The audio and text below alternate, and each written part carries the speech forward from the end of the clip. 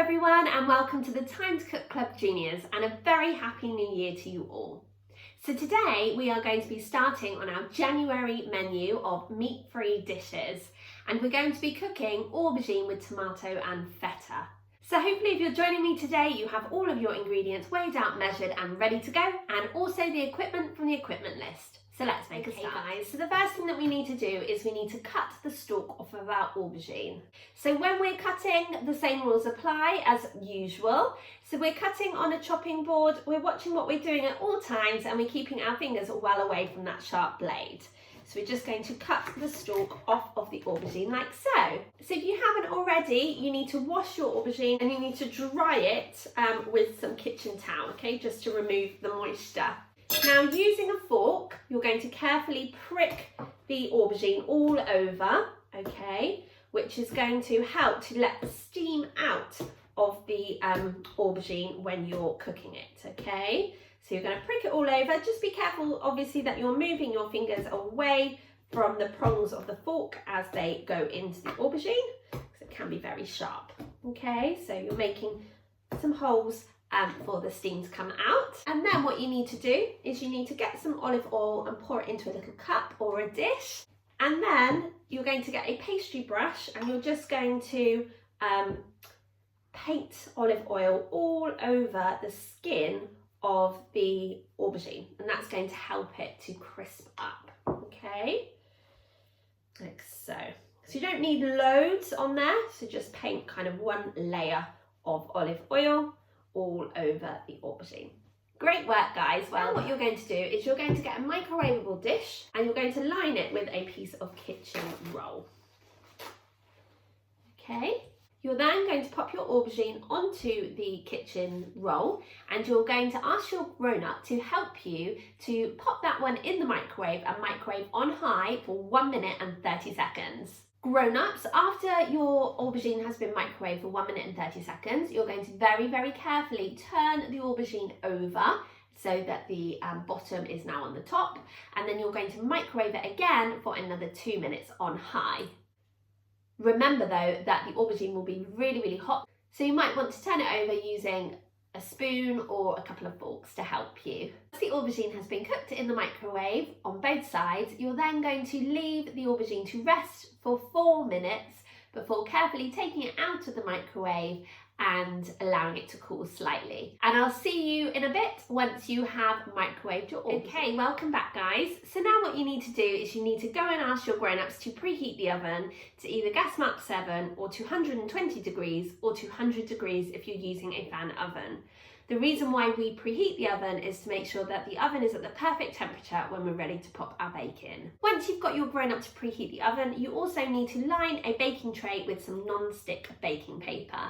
Okay, so once your aubergine is cool enough to handle, you're going to cut it in half, remembering to be really, really careful of your fingers. Okay, so you're going to cut your aubergine in half, which is going to give you 2 halves. And then you're going to use a spoon to scoop out the flesh of the aubergine. Now you do have to be really, really careful when you're doing this, because you don't want to break or split the skin of the aubergine, okay? So you have to be really, really gentle when you're doing it. And obviously you do need to make sure that it's cool enough for you to be able to handle without hurting your fingers. So you're just going to scoop out the flesh of the aubergine, okay, and pop it into a bowl. But like I said, just go very carefully and gently, okay, because you don't want to damage the skin of the aubergine at all.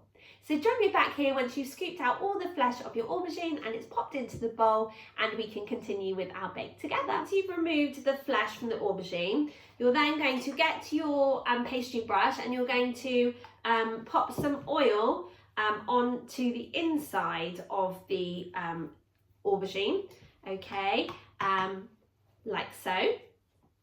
You're also going to sprinkle over the top some dried oregano, which is going to give this aubergine shells a really lovely flavour. And you're going to pop these aubergine shells onto your baking tray like this, okay? Then going to get your cherry tomatoes and you're going to very carefully cut them in half. Now you can make a little rainbow bridge over the top of your tomatoes like so, and before popping them down, okay, cut side up onto the non-stick baking paper, okay, in your tin, along with the aubergine shells. So go nice and slowly when you're cutting your tomatoes, and remember to look at what you're doing at all times and to keep your fingers well away from that blade.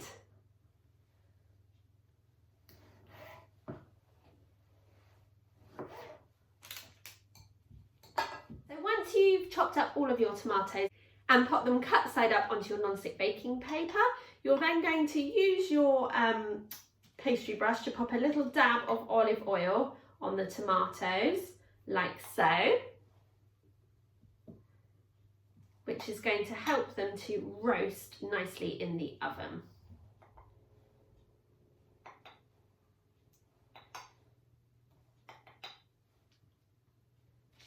Okay, you're also going to add a sprinkle of oregano over the top of your chopped tomatoes as well, okay? And the olive oil that you just popped onto the top of them should help the oregano to stick. Great work, guys, well done. You're then going to ask your grown-ups to pop these into the oven to cook for just 10 minutes.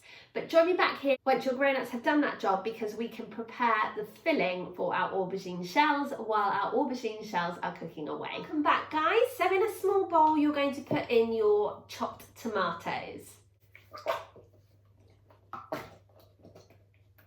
Like so. You're also going to add in a good shake of oregano. Now you're going to reserve some of your basil leaves for decoration. You're going to then cut the basil leaves into small pieces. Now I always find it easier to do this job with scissors, okay? Just remember that the blades of the scissors are super sharp, and make sure that your fingers are nowhere near them. And if you've got any stalky bits at the end, which are a bit tough, you can cut those off instead of popping those ones in. Okay, so you're just going to cut up your basil leaves into small pieces. I'm only using 3 basil leaves, but obviously you could use more if you like a strong flavour. But remember that you will need to save a couple to add as a garnish to the top of your aubergine shells once they've been cooked. You also need to add in your clove of crushed garlic, okay? So I'm just going to peel my garlic clove, like so, okay? And before popping it into my garlic press. Now if you don't have a garlic press, don't worry, you can just do this by cutting your garlic into very, very small pieces. Okay, but I've got a garlic press, so I'm just going to pop my garlic clove into the top, and I'm going to squeeze down, and then I'm going to scrape the garlic just from the holes at the bottom of the garlic press. Then I'm going to season with salt and pepper. I'm going to pop a bit in my hand, so that's the salt and also the pepper. Like so. Okay, I'm now going to measure out a teaspoon of balsamic vinegar, and I'm going to do that over a separate cup, and that way if I measure out too much, I'm not ruining the rest of my ingredients. So it's just 1 teaspoon. Okay, and I'm also going to add in a dessert spoon of light brown sugar. So once you've added all those ingredients into your small mixing bowl, you're going to give them a stir with a spoon, like so. And then the flesh that you scooped out from the aubergine earlier, you're going to chop up into small pieces, okay? It should definitely be cool enough to handle, okay? But just be careful as you go, okay? So we're just going to spend some time cutting this aubergine flesh into small pieces before we start to fill our aubergine shells. So join me back here when you've cut up your aubergine flesh, and we can continue with our dish together. Okay, welcome back, guys. So hopefully by now your aubergine skins have been cooked in the oven for 10 minutes. So we're now ready to fill the aubergine skins with your filling, which is the chopped up aubergine flesh with all the other ingredients. But you need to give those ingredients a good mix before you do that job. Okay, so we're going to spoon in our mixture, like so. Okay.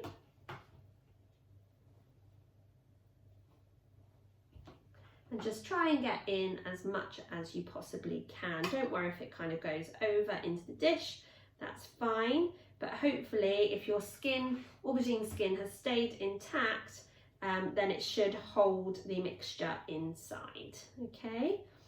And you're just going to keep going until you have filled up your aubergine skins with the tomato mixture.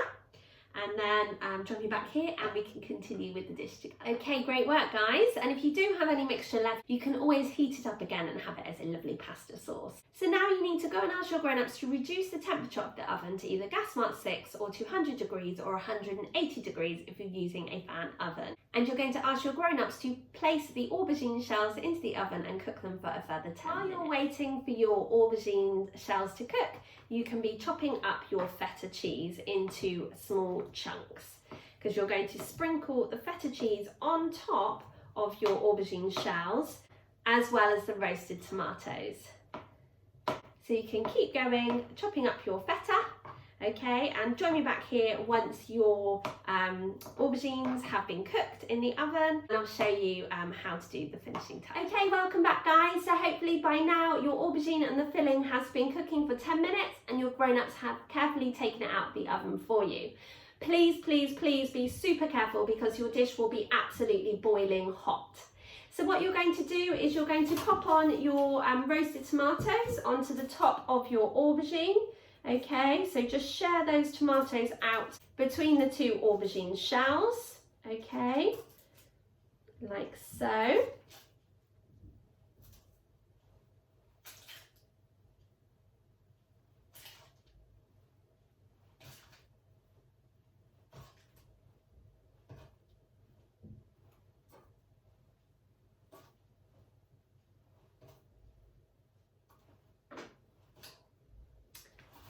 And once you've popped on your tomatoes, you're then going to pop on your chopped up pieces of feta cheese.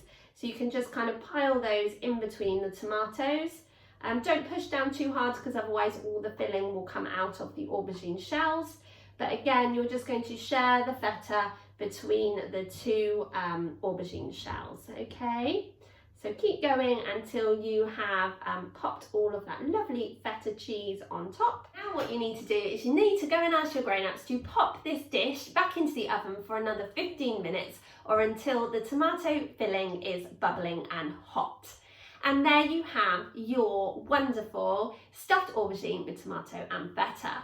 And when you serve this dish, you can do so by garnishing the top of your aubergine shells with some fresh basil. That would make it look absolutely delicious. You can serve this with some fresh bread maybe, or I think I'm going to have mine with some peas because it's actually quite filling, or maybe you want to make some sweet potato wedges. That would be a really lovely dinner. So thank you so much for joining me for today's session. I really hoped you enjoyed making your stuffed aubergine with tomatoes and feta, but more importantly, I hope you enjoy eating it when it's cooked and sharing it with your family. I really look forward to seeing you guys again next week when we'll be making another delicious bake from our meat-free January dishes. Have a super rest of your week, guys, and see you soon. Bye!